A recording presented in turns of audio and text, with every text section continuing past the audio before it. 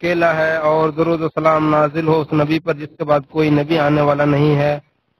حمد و سلام کے بعد اے مسلمانوں، میں اپنے آپ کو اور آپ سبھی لوگوں کو اللہ تبارک و تعالیٰ کا تقوی اختیار کرنے کی وصیت کرتا ہوں، کیونکہ اسی میں عظیم ترین سعادت اور سب سے بڑی کامیابی پوشیدہ ہے، اور اسی میں دنیا اور آخرت کی لذتیں پوشیدہ ہے۔ اللہ کے بندو،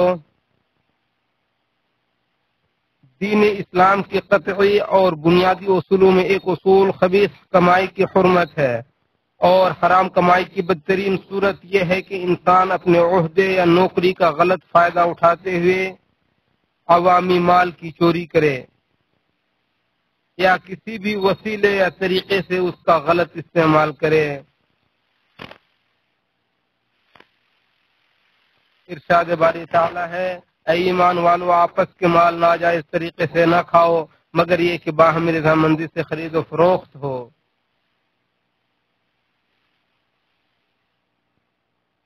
حکومتی املاک کی اصل حرمت ہے، کیونکہ وہ پوری قوم کی ملکیت ہے اور اس کا مصرف عمومی نفع اور مشترکہ مصلحت ہے۔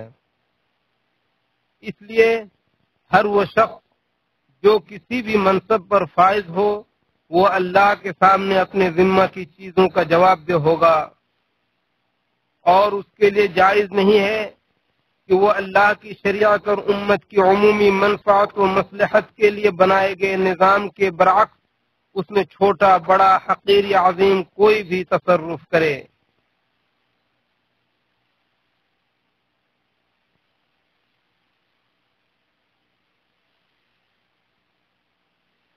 لہذا کسی حکومتی ادارے کا ذمہ دار اگر اپنے ادارے کے مال میں کوئی کمی کرتا ہے تو یہ شریعت مطہرہ کی نظر میں بہت بڑا جرم ہے۔ اسی طرح کسی کو قرابت داری یا دوستی کی وجہ سے حکومتی ادارے میں مراعات دینا یا ذاتی فائدہ حاصل کرنا بھی عوامی مال کی چوری، ملک میں کرپشن پھیلانے، حکمران وقت اور معاشرے کی عمومی خیانت میں داخل ہے۔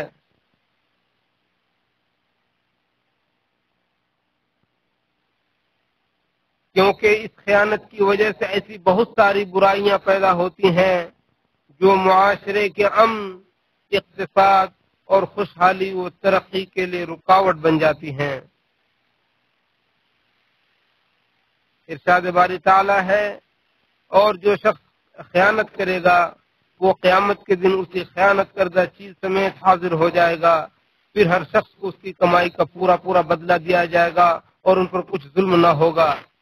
جب کوئی شخص خیانت کرتا ہے تو عربی میں کہا جاتا ہے غل الرجل، اور عہدہ اور ذمہ داری میں کسی بھی طرح کی خیانت کو اغلال کہا جاتا ہے، اور اس کا اطلاق خصوصی طور پر سرکاری املاک و جائیداد میں ہر طرح کی چوری پر ہوتا ہے۔ چنانچہ ارشاد باری تعالی ہے، اور زمین میں حالات کی درستی کے بعد ان میں بگاڑ نہ پیدا کرو۔ اور یہ بات معلوم ہے کہ معاشرے کی معاشی حالت اسی وقت سدھر سکتی ہے جبکہ تمام لوگ مکمل طور پر امانت داری کا مظاہرہ کریں اور ہر ممکنہ وسائل کے ذریعے عوامی املاک کی حفاظت کریں۔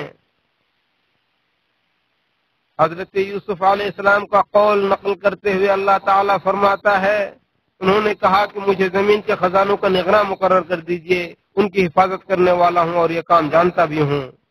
اور موسیٰ علیہ السلام کے قصے میں شعیب علیہ السلام کی ایک بیٹی کا قول نقل کرتے ہوئے فرماتا ہے کہ اے ابا جان، آپ انہیں مزدوری پر رکھ لیجئے، کیونکہ جنہیں آپ اجرت پر رکھیں ان میں سب سے بہتر وہ ہوتا ہے جو مضبوط اور امانت دار ہو۔ عوامی املاک کو ناجائز طور پر حاصل کرنے کے لیے کسی ملازمت یا سرکاری عہدے کا غلط فائدہ اٹھانا کبیرہ گناہ اور بدترین خیانت ہے۔ رسول اللہ صلی اللہ علیہ وسلم کا فرمان ہے کہ کچھ لوگ ناجائز طور پر اللہ کا مال حاصل کرنا چاہتے ہیں، ایسے لوگوں کے لیے قیامت کے دن جہنم کی آگ ہے۔ اسے بخاری نے روایت کیا ہے۔ ابن حجر رحمہ اللہ اس حدیث کی تشریح کرتے ہوئے فرماتے ہیں کہ اس سے مراد وہ لوگ ہیں جو مسلمانوں کے مال میں باطل طریقے سے تصرف کرتے ہیں۔ فقہائے مسلمین کا اس بات پر اتفاق ہے کہ سرکاری مال یتیم کے مال کے درجے میں ہے، جس کی حفاظت کرنا واجب ہے، اسے ناحق طور پر لینا سخت حرام ہے، اسے اس کی حقیقی مصارف میں خرچ کرنے کی بھرپور کوشش کرنی چاہیے، اور اسے خرچ کرنے کے سلسلے میں کسی بھی طرح کی غفلت یا کمی کوتاہی نہیں کرنی چاہیے۔ اسلامی بھائیوں، آج کے دور میں یہ چیز بہت عام ہو گئی ہے کہ عہدیدار شخص ملازمت کی درجہ بندی میں بعض ملازمین کو بغیر حق کے دوسروں پر ترجیح دے دیتا ہے، اور حکمران وقت کی جانب سے عوامی مصلحت اور فائدہ کے لیے جو نظام بنایا گیا ہے اس میں خیانت کرتے ہوئے یہ ذمہ دار شخص اپنے عہدے کا غلط فائدہ اٹھاتا ہے اور اسے اپنا کمال سمجھتے ہوئے غیر مستحق شخص کو مستحق شخص پر مقدم کرتا ہے۔ اسی طرح سرکاری ٹینڈر دینے میں کسی قرابت داری یا ذاتی فائدہ کو مد نظر رکھنا یا اس کی قیمت میں اس قدر مبالغہ کرنا جسے وہ اپنے لیے پسند نہیں کرتا ہے تو یہ بھی خیانت میں داخل ہے۔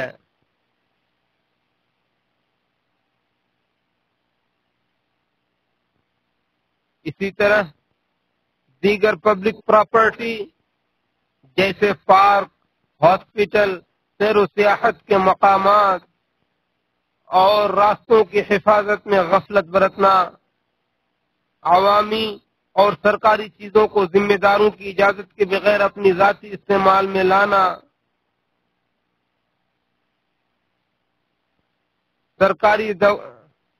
سرکاری دواؤں یا دوسری سہولیات کی چیزوں میں احتیاط نہ برتنا، ملازمت کے ذریعے نفع حاصل کرنا یا ڈیوٹی کے وقت کو برباد کرنا یا ملازمت کی ذمہ داری کو انجام دینے میں بغیر کسی وجہ کے تاخیر یا ٹال مٹول کرنا، یہ سب کے سب اور ان کے علاوہ دیگر تمام طرح کے کرپشن حکمران وقت اور قوم کی امانت میں خیانت ہیں۔ اس سے روئے زمین پر زبردست فساد پھیلتا ہے اور ملک و ملت کی خوشحالی اور تعمیر و ترقی پر اس کے بھیانک نتائج مرتب ہوتے ہیں۔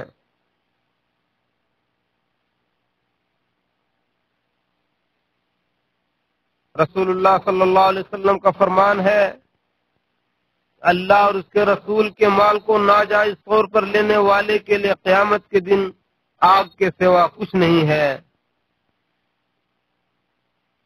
اسے ترمذی نے روایت کیا ہے اور اسے ابن حبان نے اپنی صحیح میں اپنی صحیح سند کے ساتھ روایت کیا ہے، اور ترمذی نے اسے حسن صحیح کہا ہے۔ اللہ کے بندو، جس کسی نے بھی خواہشات نفسانی کے پیچھے پڑ کر کسی بھی طریقے سے عوامی مال میں کچھ کمی بیشی کی ہے، اس پر واجب ہے کہ وہ اپنے رب سے رجوع کرے، اپنے خالق سے مرنے سے پہلے توبہ کرے اور اس حرام مال کو حکومت کے خزانے میں لوٹا کر اس سے نجات حاصل کر لے۔ نبی صلی اللہ علیہ وسلم کا فرمان ہے کہ انسان کے ہاتھ میں جو لیا ہے وہ اس کا ذمہ دار اور ضامن ہے، یہاں تک کہ وہ اسے ادا کر دے۔ اسے ابو داؤد اور ترمذی نے روایت کیا ہے اور کہا ہے کہ یہ حدیث حسن صحیح ہے۔ فقہا کا اس بات پر اجماع ہے کہ جس نے سرکاری مال کو ضائع کیا یا خراب کیا وہ اس کا ضامن ہے، اور جس نے اس میں سے کوئی چیز بغیر حق کے لے لیا اسے حکومت کے خزانے میں یعنی مسلمانوں کے بیت المال میں لوٹانا واجب ہے۔ جو شخص بھی مسلمانوں کے کسی کام کا ذمہ دار ہوتا ہے اس کے لیے نبی صلی اللہ علیہ وسلم نے امانت کا ایک قاعدہ مقرر فرمایا ہے، اور وہ یہ کہ سرکاری ملازمت یا پراپرٹی کو ناجائز طریقے سے اپنی ذاتی مصلحتوں کے لیے استعمال کرنا حرام ہے۔ اس قاعدہ کو مینجمنٹ سسٹم میں عوامی املاک کی حفاظت کے اصول اور گارنٹی کے نام سے جانا جاتا ہے۔ نبی صلی اللہ علیہ وسلم نے فرمایا کہ جو شخص جو جسم حرام گوشت سے پلتا ہے، جو بھی جسم حرام غذا سے پلتا ہے، جہنم کی آگ ہی کا وہ مستحق ہے۔ غزوہ خیبر کے موقع پر جب ایک لڑکے کو انجان تیر لگ گئی جس سے اس کی موت ہو گئی تو لوگوں نے کہا کہ اسے جنت مبارک ہو، تو رسول اللہ صلی اللہ علیہ وسلم نے فرمایا ہرگز نہیں، اس ذات کی قسم جس کے ہاتھ میں میری جان ہے، یقیناً وہ چادر جسے اس نے خیبر کے دن بغیر تقسیم کے لے لیا تھا وہ اس پر آگ بھڑکا رہی ہے۔ اسے بخاری اور مسلم نے روایت کیا ہے۔ ابو بکر رضی اللہ عنہ سے روایت ہے، وہ فرماتے ہیں کہ جس نے حرام طریقے سے مال کمایا اس کی برکت ختم ہو جاتی ہے، پھر تم اس کے مال میں اچھے آثار نہیں دیکھو گے، اور اگر وہ اس مال کو اپنے جسم کی غذا میں خرچ کرے گا تو اسے آخرت میں سزا سے دوچار ہونا پڑے گا، اور اگر اس نے اس مال کو اپنے اہل و عیال کو کھلایا تو اس نے ان کے ساتھ دھوکہ کیا اور ان کے ساتھ خیر خواہی نہیں کی، پھر اگر ان کی اولاد نافرمان ہو جائے یا ان کی زیر نگرانی کسی شخص کے اخلاق خراب ہو جائیں تو اس میں کوئی تعجب کی بات نہیں ہے، اور اس نے جو کچھ کیا اس کا عذاب اسے دنیا میں ملے گا، اور آخرت کا عذاب تو اور بھی سخت ہے۔ مسلمانوں، نبی کریم صلی اللہ علیہ وسلم نے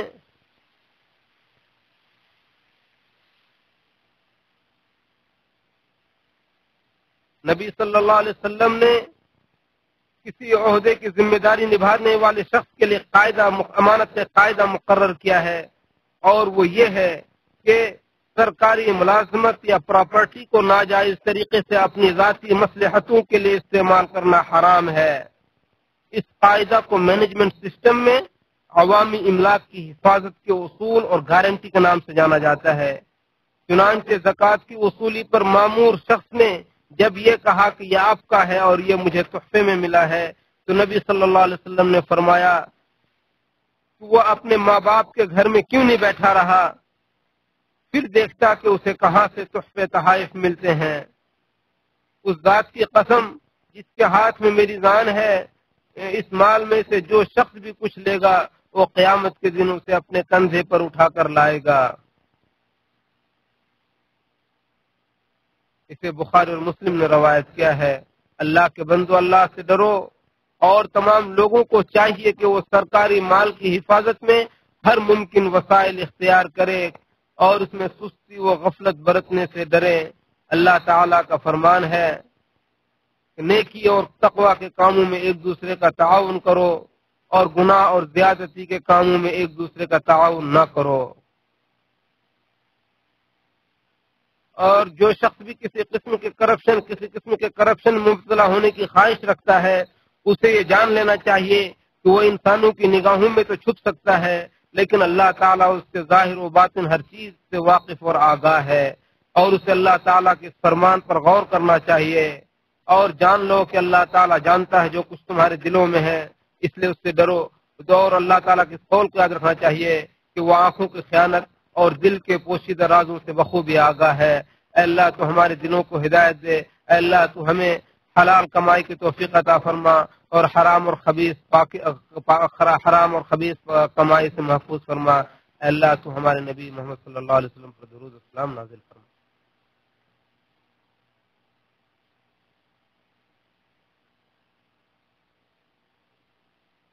اے اللہ، اے میرے رب، میں تیری تعریف بیان کرتا ہوں اور میں گواہی دیتا ہوں کہ تیرے سوا کوئی معبود نہیں اور تو اکیلا ہے، تیرا کوئی شریک نہیں، اور میں گواہی دیتا ہوں کہ محمد صلی اللہ علیہ وسلم تیرے بندے اور رسول ہیں۔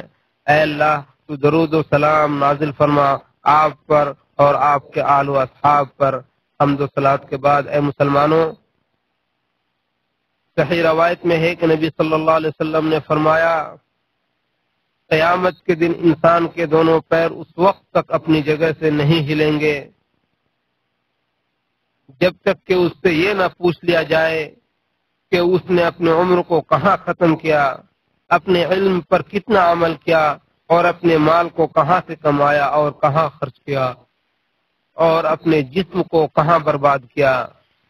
اور بعض روایتوں کے الفاظ میں ہے کہ اس نے اپنی جوانی کو کس چیز میں برباد کیا۔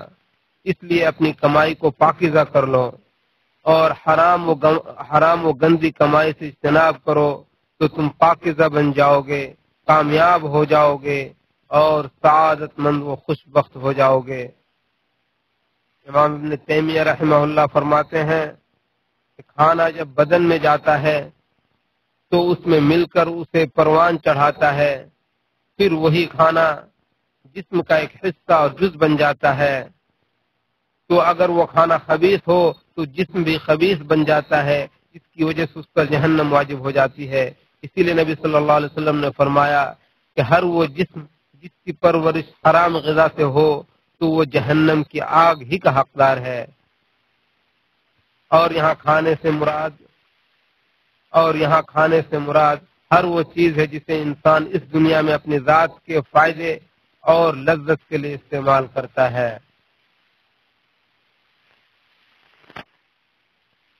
خواہ اسے وہ کھانا یا پینا نہ ہو۔ اے اللہ، اے ذوالجلال والاکرام، ہم تجھ سے سوال کرتے ہیں کہ تو ہماری گناہوں کو بخش دے۔ اے اللہ، تو ہمارے ظاہری اور باطنی گناہوں کو بخش دے۔ اے اللہ، تو ہماری تمام چھوٹی اور بڑے گناہوں کو معاف فرما دے، اگلی پچھلی تمام گناہوں کو بخش دے۔ اے اللہ، تو ہمیں دنیا میں بھلائی عطا فرما اور آخرت میں بھلائی عطا فرما، اور ہمیں جہنم کی آگ سے محفوظ فرما۔ اے اللہ، تو ہمیں اپنی حلال چیزوں سے کے ذریعے حرام چیزوں سے بے نیاز کر دے، اور اپنی ذات کے علاوہ تمام چیزوں سے بے نیاز کر دے۔ اے اللہ، تو ہمیں پاکیزہ اور حلال روزی کی توفیق عطا فرما، اور حرام اور خبیث روزی سے محفوظ فرما۔ اے اللہ، ہم تجھ سے اپنے نفس کی برائیوں سے اور اپنے اعمال کی گندگیوں سے تجھ سے پناہ چاہتے ہیں۔ اے اللہ، ہم تجھ سے اپنے نفسوں کی برائیوں سے اور اپنے اعمال کی گندگیوں سے تجھ سے پناہ چاہتے ہیں، اور تجھ سے خواہشات کی پیروی سے پناہ چاہتے ہیں۔ اے اللہ، تو خادم حرمین شریفین کو اپنی پسندیدہ کام کی توفیق عطا فرما۔ اے اللہ، تو ان کو اور ان کے ولی عہد کو ہدایت فرما، اور انہیں سیدھے راستے پر قائم فرما، اور انہیں اپنے پسندیدہ کاموں پر لگا دے۔ اے اللہ، تو تمام مسلم حکمرانوں کو اپنے رعایا کی دینی اور دنیاوی خوشحالی کے کام کی توفیق عطا فرما۔ اے زندہ و جاوید ذات، اے ذوالجلال والاکرام، اے اللہ، تو مسلمانوں میں جو بیمار ہیں ان کو انہیں شفا عطا فرما، جو گزر گئے ہیں ان کی مغفرت فرما۔ اے اللہ، ہم تجھ سے سوال کرتے ہیں کہ تو ہمیں بھلائی عطا فرما، جسے ہم جانتے ہیں اور جسے ہم نہیں جانتے ہیں۔ اے اللہ، ہم تجھ سے ہر برائی سے پناہ چاہتے ہیں، جسے ہم جانتے ہیں جسے ہم نہیں جانتے ہیں۔